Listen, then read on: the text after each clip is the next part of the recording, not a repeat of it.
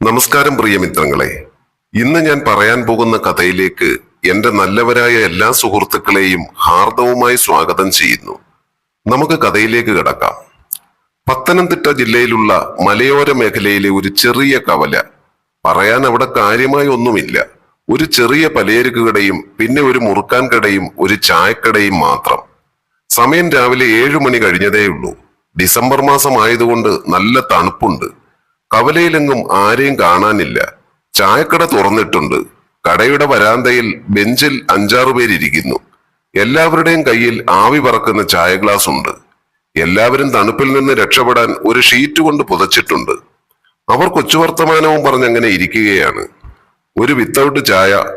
പരിചയമില്ലാത്ത ശബ്ദം കേട്ട് എല്ലാവരും തിരിഞ്ഞു നോക്കി. ഒരു 5-5.5 അടിയോളം വരുന്ന ആരോഗ്യ ദൃഢഗാത്രനായ ഒരു മനുഷ്യൻ. ഒരു മുണ്ടും ജുബയുമാണ് വേഷം. ഒരു 50 വയസ്സിനോടടുത്ത് പ്രായം തോന്നും. വലത്തെ തോളിൽ ഒരു ബാഗ് തൂക്കിയിട്ടിട്ടുണ്ട്. ഇവിടെങ്ങും നേരത്തെ കണ്ടു പരിചയമില്ലല്ലോ? ബെഞ്ചിലിരുന്ന ഒരാൾ ചോദിച്ചു. ഞാനിവിടെ അടുത്ത് വരെ ഒന്ന് വന്നതാണ്, ഹൊറൈസൺ എസ്റ്റേറ്റ് വരെ. കയ്യിൽ കിട്ടിയ ചായ അയാൾ ഊതി ഊതി കുടിച്ചുകൊണ്ടിരുന്നു. ചൂട് ചായ ആ തണുപ്പിന് അയാൾക്കൊരാശ്വാസം നൽകി. ചായ കുടിച്ചു കഴിഞ്ഞപ്പോൾ ഒരാൾ എഴുന്നേറ്റ് റോഡിലേക്ക് ഇറങ്ങിയിട്ട് പറഞ്ഞു, ഞാൻ നിങ്ങൾ പറഞ്ഞ എസ്റ്റേറ്റിനടുത്തേക്കാണ്, ബാ പതിയെ നടക്കാം. അയാൾ ചായയുടെ പൈസ കൊടുത്തതിന് ശേഷം നടന്നു പോകാനായി ഇറങ്ങി. പോകുന്ന വഴിയിൽ അവർ പരസ്പരം പരിചയപ്പെട്ടു. ഒരാൾ സൽമാനും വന്നയാൾ രാജീവനും. സൽമാന്റെ വീട് ഹൊറൈസൺ എസ്റ്റേറ്റിനടുത്ത് തന്നെയാണ്. അവൻ ആലപ്പുഴ ജില്ലയിലെ കായംകുളത്തുകാരനാണ്.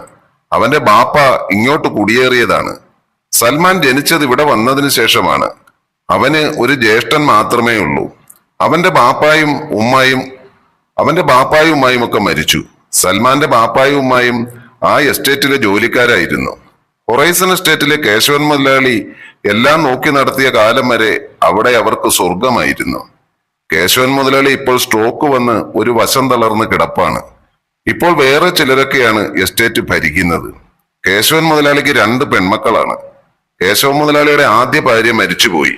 രണ്ടാമത്തെ ഭാര്യയിലുള്ളതാണ് ഈ 2 പെൺമക്കളും. ആദ്യ ഭാര്യയിൽ കുട്ടികളൊന്നുമില്ല. മൂത്ത മകളും ഭർത്താവുമാണ് ഇപ്പോൾ എസ്റ്റേറ്റ് ഭരിക്കുന്നത്. അവനാണെങ്കിൽ ആള് മഹാ ദുഷ്ടനുമാണ്. എസ്റ്റേറ്റിൽ അവൻ ചെയ്യാത്ത കൊള്ളരുതായ്മകൾ ഒന്നും തന്നെ ഇല്ല. മാനേജരും സൂപ്പർവൈസർമാരുമെല്ലാം അവന്റെ ശിങ്കടികളാണ്. മുതലാളിയുടെ ഇപ്പോഴത്തെ ഭാര്യ ഒരു നല്ല സ്ത്രീയാണ്. തൊഴിലാളികൾക്ക് എന്തു പ്രശ്നമുണ്ടെങ്കിലും അവർ കേശവ മുതലാളിയോട് പറഞ്ഞ് അത് പരിഹരിച്ചു കൊടുക്കും. അവരോടുള്ള ഒരു കടപ്പാട് കൊണ്ടാണ് ഇപ്പോഴും പലരും എസ്റ്റേറ്റിൽ നിന്ന് പോകാതെ നിൽക്കുന്നത്. ഒറ്റ ശ്വാസത്തിൽ സൽമാൻ രാജീവന്റെ അടുത്ത് പറഞ്ഞു നിർത്തി. ഒരു ദീർഘനിശ്വാസം അവൻ എടുത്തു. മൂത്ത മകളും ഭർത്താവും താമസിക്കുന്നത് മുതലാളിയുടെ ബംഗ്ലാവിലല്ല. അവർക്ക് ടൗണിൽ വലിയൊരു വീടുണ്ട്. മുതലാളി മൂത്ത മകൾക്ക് പണിതു കൊടുത്തതാണത്. രാജീവന് എസ്റ്റേറ്റിൽ എന്ത് ജോലിയാണ്? അത് അവിടെ ചെന്നാലേ അറിയൂ, രാജീവൻ പറഞ്ഞു. ഇപ്പോൾ മുതലാളിയുടെ വാക്കിനൊന്നും അവിടെ യാതൊരു വിലയുമില്ല. മുതലാളിയുടെ ഭാര്യയും ഇളയ പെൺകുട്ടിയും മരുമകനെയും മരുമകന്റെ ഗുണ്ടകളെയും ഭയന്നാണ് അവിടെ കഴിയുന്നത് തന്നെ. സൽമാൻ രാജീവനോട് ഓരോന്ന് പറഞ്ഞുകൊണ്ട് മുന്നോട്ട് നടന്നു നീങ്ങി.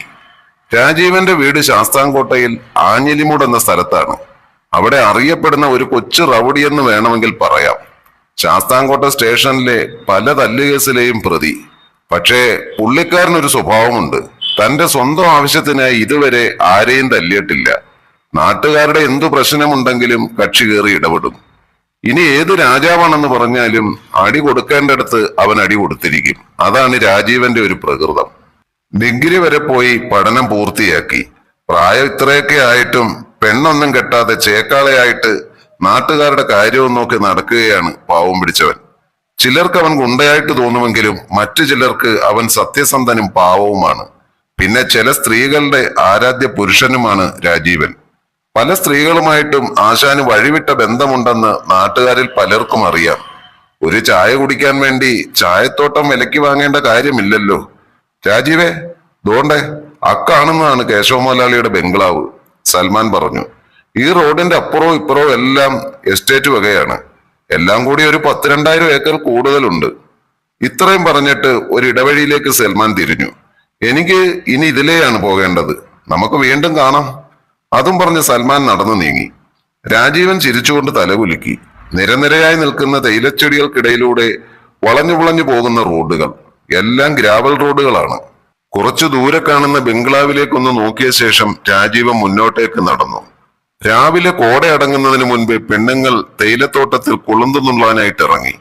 ജീപ്പിൽ ചാരി നിൽക്കുകയാണ് കേശവൻ മുതലാളിയുടെ മരുമകനും ശിങ്കിടികളും. അപ്പോഴാണ് കുറെ പെണ്ണുങ്ങൾ അങ്ങോട്ടേക്ക് നടന്നു വരുന്നത് അവരുടെ ശ്രദ്ധയിൽപ്പെട്ടത്. അതിൽ അംബുജ എന്ന സ്ത്രീയോട് ഒന്ന് നിൽക്കാനായി മരുമോൻ മുതലാളി ശിങ്കിടിയെ പറഞ്ഞു വിട്ട് പറയിച്ചു. മരുമോന്റെ സ്ഥിരം കുറ്റിയാണ് അംബുജം എന്ന അംബുജാക്ഷി. അംബുജത്തിന്റെ മകൾ +2 കഴിഞ്ഞ് നിൽക്കുകയാണ്. മരുമോന്റെ ഇങ്ങനെയുള്ള വീക്ക്നെസ് മുതലെടുക്കുന്ന ചിലരുണ്ട്. അതിലൊരാളാണ് അംബുജം. ബംഗ്ലാവിലെ സെക്യൂരിറ്റി മരുമോന്റെ ആളാണ്. ബംഗ്ലാവിൽ നടക്കുന്ന കാര്യങ്ങൾ അപ്പപ്പോൾ മരുമോനെ അറിയിക്കുക. കേശവൻ മുതലാളിയെയോ ഭാര്യയെയോ ആരെങ്കിലും കാണാൻ വന്നാൽ അവരെ ഗേറ്റിനടുത്ത് തടഞ്ഞു നിർത്തി അവരുടെ കാര്യങ്ങൾ അന്വേഷിച്ച് ഉടനെ തന്നെ മരുമകനെ അറിയിക്കുക. ഇതൊക്കെയാണ് സെക്യൂരിറ്റിയുടെ ജോലി. അംബുജൻ നടന്ന് അങ്ങോട്ടേക്ക് വന്നു. ഒരു ശൃംഗാരഭാവത്തിൽ ചിരിച്ചുകൊണ്ട് ചോദിച്ചു, എന്താ കൊച്ചുമുതലാളി, രാവിലെ തണുക്കുന്നോ? അയാൾ അവളെ അടിമുടിയൊന്ന് നോക്കി. എന്നിട്ട് ശിങ്കിടികളുടെ മുഖത്തേക്കും ഒന്ന് പാളി നോക്കി. ശിങ്കിടികൾ അടുത്ത് നിൽക്കുന്നത് കൊണ്ടായിരിക്കും അംബുജത്തിന്റെ മുഖത്തൊരു നാണം കുറുകി. ആ, ഞാൻ അംബുജത്തെ കുറിച്ചൊന്നും പറഞ്ഞില്ലല്ലോ.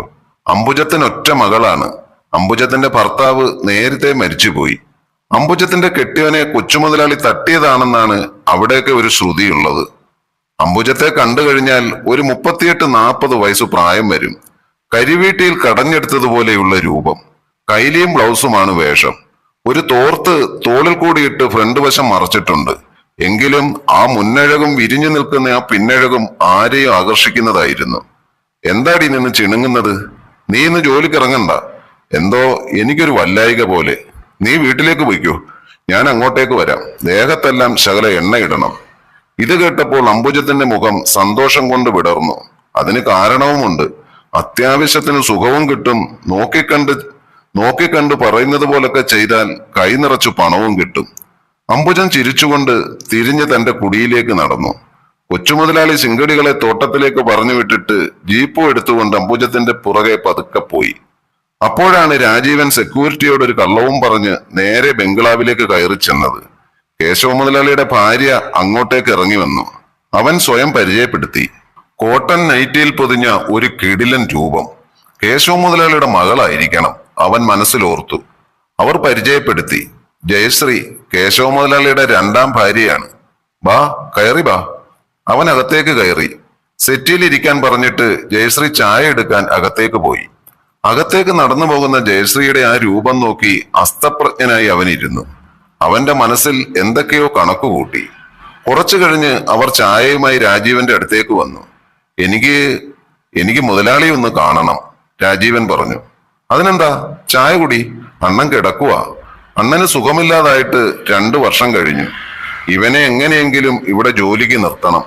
വർഷങ്ങൾ കൊണ്ട് തന്റെ മുരടിച്ചു കിടന്ന ദാഹമെല്ലാം ഇവനിൽ കൂടി അകറ്റണം, ജയശ്രീ മനസ്സിലോർത്തു. അങ്ങനെ ചായ കുടിയെല്ലാം കഴിഞ്ഞ് രാജീവൻ നേരെ കേശവ മുതലാളി കിടന്ന മുറിയിലേക്ക് പോയി. കാര്യങ്ങളെല്ലാം അവതരിപ്പിച്ചു. അവനെ കേശവ മുതലാളിയുടെ കാറിന്റെ ഡ്രൈവറായി നിയമിച്ചു. അവന് താമസിക്കാൻ ബംഗ്ലാവിനോട് ചേർന്നുള്ള ഒരു ചെറിയ ഔട്ട് ഹൗസ് പോലുള്ളതും തരപ്പെടുത്തി കൊടുത്തു.